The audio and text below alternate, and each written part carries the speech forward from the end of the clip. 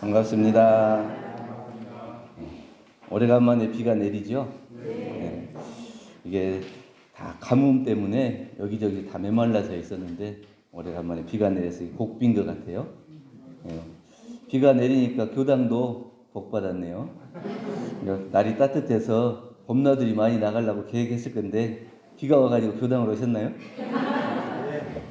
네. 제가 이제 토요일 날에 법회 오시라고 영상 만들어서 유튜브에 올려드리는데 많이 보시나요?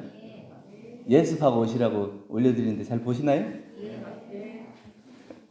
대답이 별로 안 큰 것 같은데요. 네.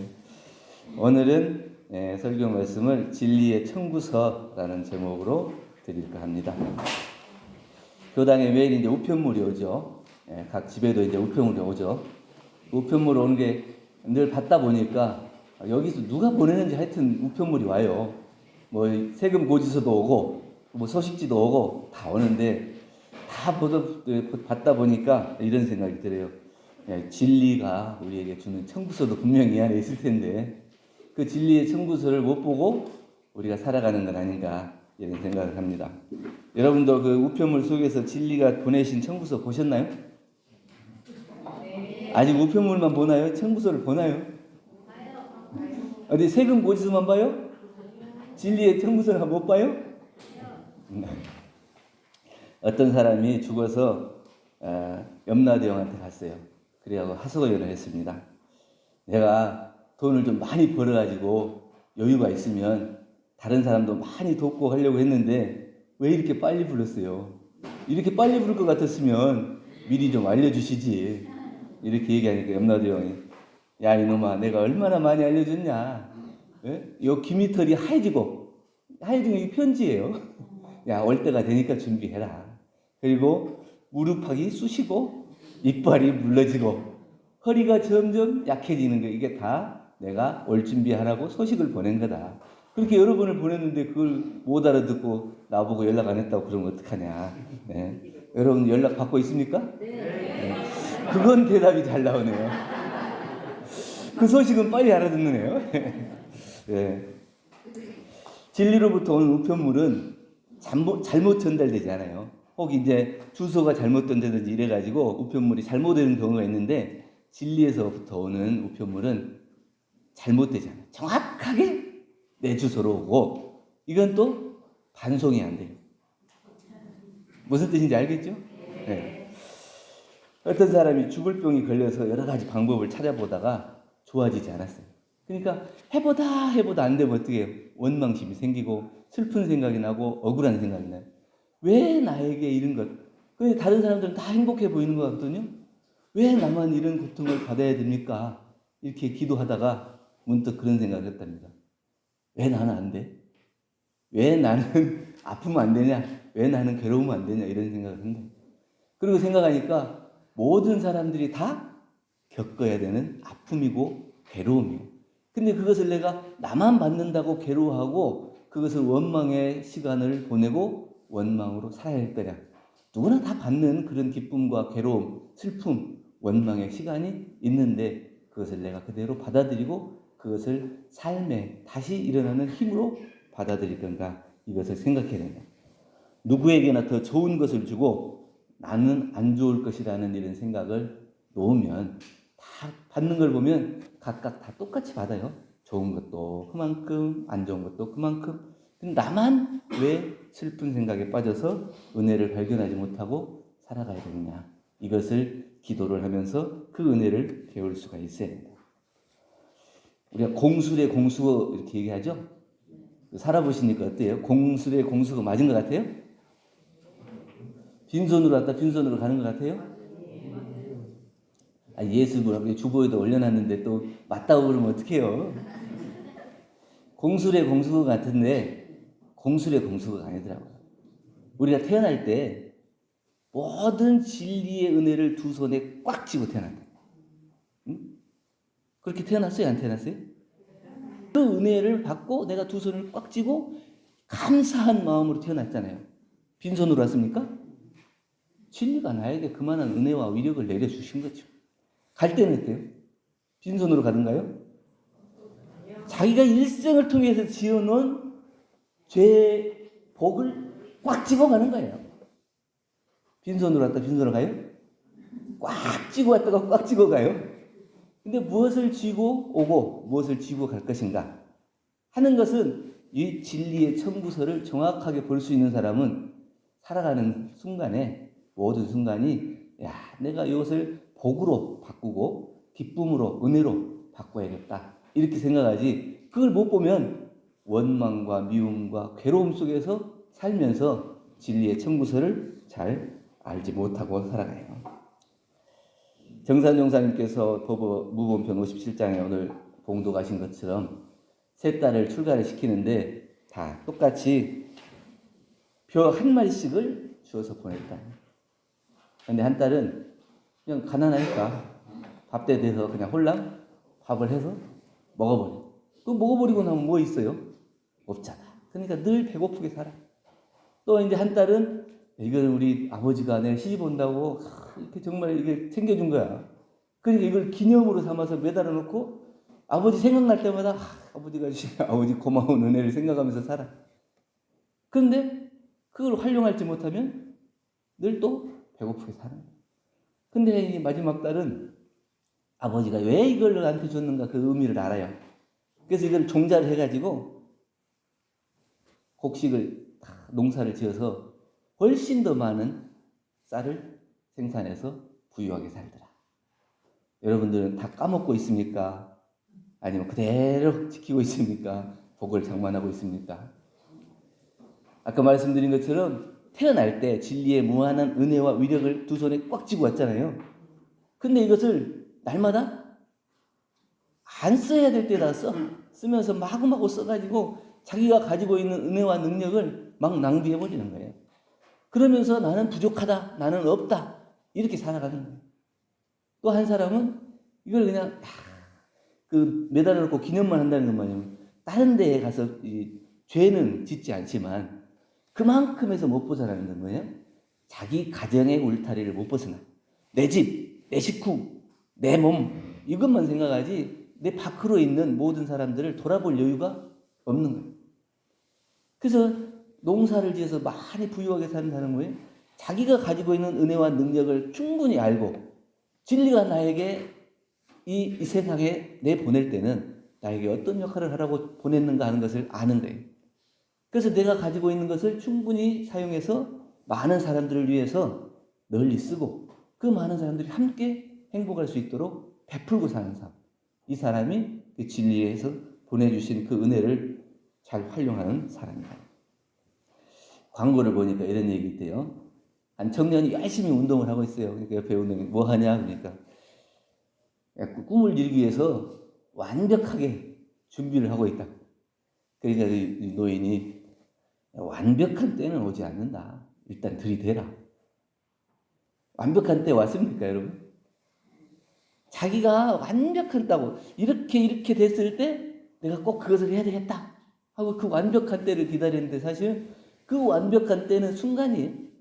그 순간을 위해서 자기가 활용해야 될 또 자기가 보온해야 될 많은 시간을 허비하고 보내고 그 순간이 왔을 때 그것마저도 알아채지도 못해요.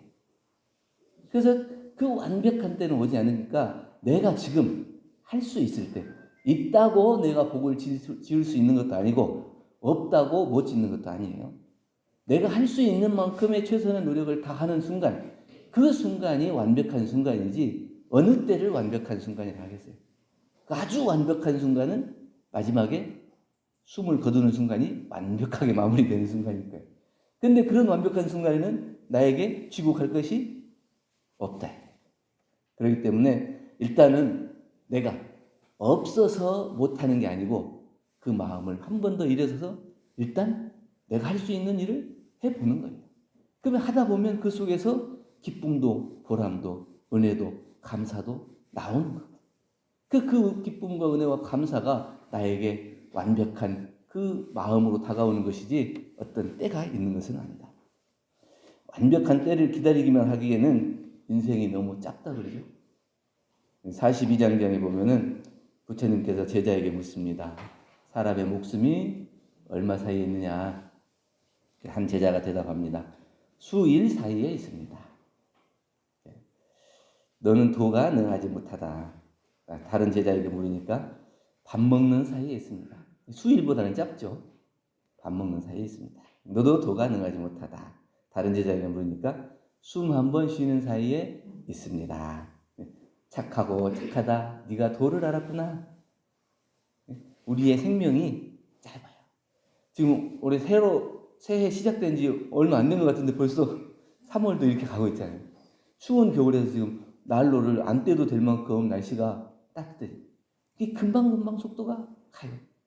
이렇게 짧은 인생이라고 합니다. 대종경 선호록에 보면 이런 얘기가 있습니다. 중생들의 생활은 마치 아이들의 소꿉놀이와 같아서 큰 일을 하는 것 같이 종일토록 부산한데 나중에 보고 보면 별거 없더라. 중생의 삶도 뭔가 막 큰 일을 이루는 것 같이 이렇게 그냥 소란한데 결국 보면은 별거 없다. 그 진리를 아는 사람은 착실하게 그 일을 준비하고 그 생사가 둘이 아닌 이치도 알고 그 생사가 짧다고 하는 것을 알아서 시간을 소유하지 않고 낭비하지 않고 그 일에 최선을 다하고 사는 거예요. 근데 그걸 모르면 뭔가 막 크게 준비하고 막 큰 일을 도모하는 것 같은데 나중에 알고 보면 보잘것없더라. 사람은 일생에 유모차를 2번 사용한다고 그래요. 언제 사용해요? 어렸을 때, 자력이 없을 때 타고 또 이제 나이가 들면 유모차에 의지해서 밀고 다니는 거예요. 그래서 요즘 사람들은 다른 사람들 유모차를 뭐 한 번 이용할지 모르지만 2번을 이용해야 된다. 그것은 뭐냐면 어려서 힘이 없을 때나 나이 들어서 힘이 없을 때 누군가에게 의지하고 무엇인가를 의지하는 그것이 또 우리의 인생이에요. 그런데 자기가 잘난 체하고 나는 누군가의 도움도 없이 살아갈 것이다. 이렇게 자만하고 사는 인생을 만들지 말고 내가 도움을 받는 인생이면 다른 누군가에게도 도움이 될 수 있도록 그렇게 사는 것이 우리의 삶이 아닌가 이런 생각합니다. 조선시대의 세종대왕 때 함경북도 길주에 왕란이라는 인물이 살았대요. 이분이 젊어서 30 되기도 전에 일찍 그 부인을 보냈어요. 그래가지고 한 10년쯤 이렇게 이제 부인 없이 호라비를 살아요. 그런데 어느 날 갑자기 남편의 꿈에 부인이 나타나가지고 내가 죽고 나서 염라대왕한테 이 업경대를 통해서 심판을 많이 받았는데 내가 지은 죄가 많아서 아직도 안 끝나고 심판을 받고 있다. 그런데 심판을 받다 보니까 당신하고도 얽힌 일이 있어가지고 이제 저승사자가 새벽 되면 5명이 올 거다. 지금 당신이 지금 그러고 있을 때가 아니에요. 빨리 연불을 해야 돼. 그러니까 갑자기 무슨 연불이냐. 그러니까 생각해보라. 우리가 그 젊었을 때 옆집에서 안씨 할머니가 그렇게 연불하는 걸 보면서 저 노인네는 할 일 없어서 이렇게 연불이나 하고 있다.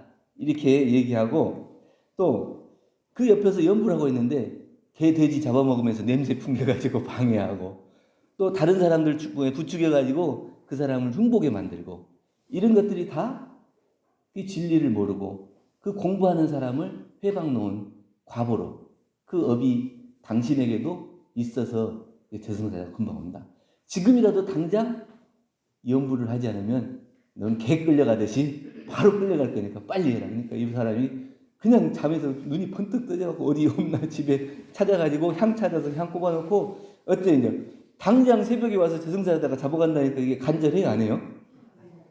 그 평소에는 연불이 중요한지 몰랐지만 그때는 이제 안 잡혀가야 되니까 너무 간절해요. 그냥 다른 거 생각할 것도 없이 오직 그냥 나무아미탑을 연불하고 있는 거예요. 마치 이제 새벽에 저승사자들이 와서 잡아가려고 갔더니 저렇게 열심히 연불을 하는 사람은 본 적이 없네. 자기 목숨을 구해야 되니까 얼마나 간절하겠어요. 그러니까 그거 데려가지 못하고 연불이 끝날 때까지 기다리고 있는 거예요. 그래서 이제 끝나니까 데려가. 염라대왕이 야 빨리 잡아오라니까 왜 이렇게 늦었냐. 혼내니까 아니 그렇게 지극하게 간절하게 연불하는 사람을 말릴 수가 없어서 끝날 때까지 기다렸다 데려왔다 이렇게 얘기하니까 염라대왕이 그전에는 또 이렇게 연불에 대해서 잘 모르고 또 다른 사람도 회봉하고 이 공부심을 못 일으킬지 모르지만 이번에 기회를 통해서 이 연불이 얼마나 중요한지 알고 또 그렇게 지극정성으로 간절하게 이 연불을 외우는 걸 보니까 나 다시 기회를 줘야 되겠다. 그래서 다시 돌려보냈다고 그런 얘기를 했습니다. 오늘 진리의 청구서를 말씀드리는 것은 우리가 무서워가지고 조심하라 이렇게만 말씀드리는 게 아니에요. 내가 만나는 인연 속에서 어떤 사람도 누구를 대신하거나 구속할 그런 자격도 없고 능력도 없습니다. 다른 사람에게 옳게 살라고 말하기에 앞서서 나 스스로 진리에 당당하게 또 진리가 우리에게 부여해 준 은혜 감사하면서 살아가고 있는가 그것을 챙겨서 살펴보라고 하는 것이지 내가 진리가 무서우니까 어떻게 살아야지 이렇게 겁먹고 또 움츠려서 살고 조심하면서 살라고 하는 게 아닙니다.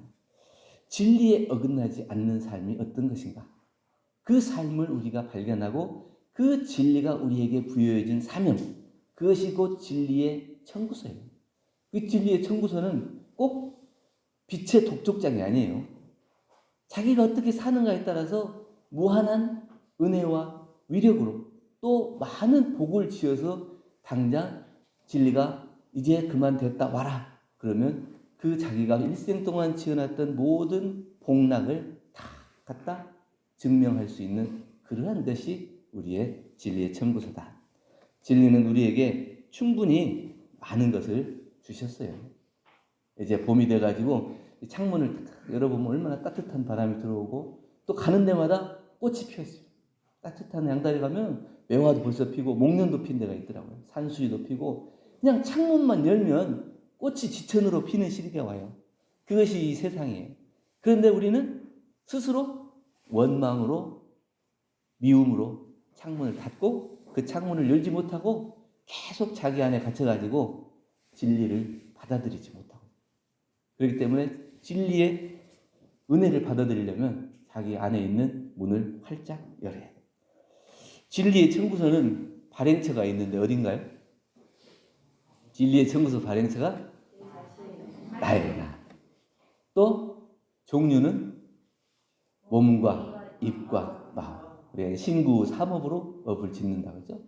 자기 스스로 몸과 입과 마음으로 지은 모든 청구서를 내가 받게 되는 거예요. 발행 기간은 일평생이라는 거예요. 내가 태어나면서부터 죽을 때까지 일평생 몸과 입과 마음으로 발행을 해요. 그 발행된 거에 따라서 청구서는 꼭 결산을 내게 될 거다.